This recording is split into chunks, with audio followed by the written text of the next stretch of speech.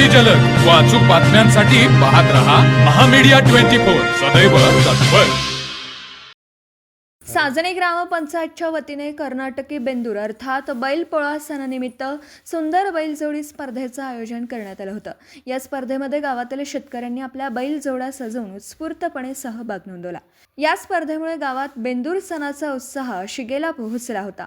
यावेळी सर्व बैलजोड्यांची गावातून सवाद्य मिरवणूक काढण्यात आली। स्पर्धेमध्ये प्रथम क्रमांक सागर व्यंकटराव पाटील, द्वितीय क्रमांक चंदरभाऊ पाटील, तृतीय क्रमांक आदिनाथ आलमानी यांच्या बैलांनी पटकावला।